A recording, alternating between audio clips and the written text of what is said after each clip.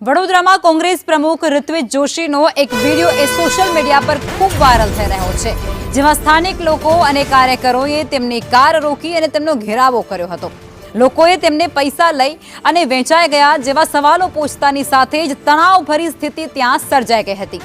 કાર્યકરોએ ખુલ્લો જવાબ માંગતાની સાથે જ ઘટનાએ રાજકીય ગરમાવો પણ વધારી દીધો હતો। તો આ મુદ્દો અત્યારે સામે આવ્યો। વડોદરા કોંગ્રેસ પ્રમુખનો આ વિડિયો જે અત્યારે સોશિયલ મીડિયા પર ખૂબ ફરી રહ્યો છે। ઋત્વિજ જોશીની કાર રોકી અને સ્થાનિકોએ સવાલ પૂછ્યા, પૈસા લઈને વેચાઈ ગયા છો કે શું? તેવો સવાલ જનતાએ પૂછતાની સાથે જ તેઓ મુશ્કેલીમાં મુકાયા હતા।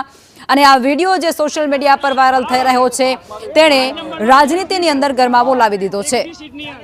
તમને પૈસા બરાબર છે, 7 નંબરમાં કોંગ્રેસ નહીં ચાલે, એક બી સીટ નહીં આવે। જે કેન્ડિડેટ તમને પૈસા આપે એમાં એમને ચલાવ્યું છું અમે, એમાં એમને છેલ્લા આ બાજુ દબાવો, આ બાજુ દબાવો, તમે ગેમ રમો, પૈસામાં વેચાય ને આપણે એવું થયું કે ભાજપમાં વેચાઈ ગયા, તમે પૈસા લઈને વેચાઈ ગયા ટિકિટના લીધે। તમે ચાલો માઇનોરિટી એક્ટિવ ઉમેદવાર નથી આવ્યો। જવાબ માંગો, જવાબ કેમ નહીં આપે? એનું કારણ શું છે? જવાબ માંગો, જવાબ। જે કેન્ડિડેટ તમને પૈસા આપે એને ટિકિટ આપવાની એવું છું અમે, એમાં એમને એક ટિકિટ એક પૈસામાં વેચાય ને એક પણ નહીં આવે। કોંગ્રેસ બતાવશે તમને।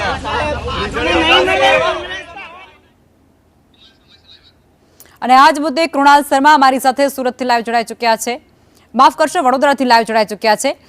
કૃણાલ, અત્યારે વડોદરાની અંદર એક વિડિયો ખૂબ વાયરલ થઈ રહ્યો છે અને વિડિયોએ રાજકીય ગરમાવો લાવી દીધો છે।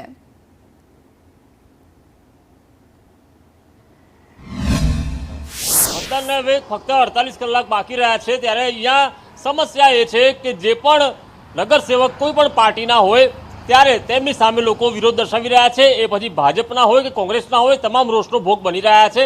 સૌથી મહત્વની વાત છે કે વોર્ડ નંબર 2 અને વોર્ડ નંબર 11ના 2 ઉમેદવાર ફોર્મ પરત ખેંચી લેતા કોંગ્રેસ હવે રોષનો ભોગ બન્યું છે। ઋત્વિજ જોશી કોંગ્રેસના પ્રમુખ છે અને તેઓ પોતાની કાર લઈને પસાર થઈ રહ્યા હતા। સ્થાનિકોએ તેમની કાર રોકી હતી અને તેમને સવાલ કર્યા હતા કે શું તેઓ વેચાઈ ગયા છે, પરંતુ હકીકતમાં તો વાત એ છે કે તેઓએ પોતે 10થી વધુ કાર્યકરોને રિસોર્ટમાં અજ્ઞાત સ્થળે ખસેડ્યા હતા, પરંતુ કોંગ્રેસના લોકો પણ ક્યાંક મિલીભગત સંગઠન સાથે, સત્તા સાથે રાખતા હોય તેવો લોકોમાં રોષ પહેલાથી હતો અને આ રોષ હવે તેમના પર ઉતર્યો છે।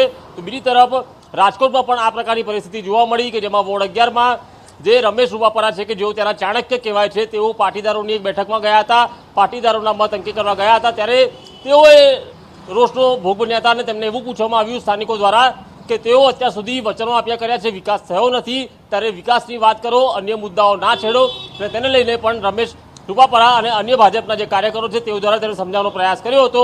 એટલે કે હજુ સુધી 48 કલાક બાકી છે, ત્યારે હજુ પણ જે નેતાઓ છે કોઈ પણ પક્ષના હોય તમામ નાગરિકોના રોષનો ભોગ બની રહ્યા છે। આભાર કૃણાલ જોડાયા તે બદલ।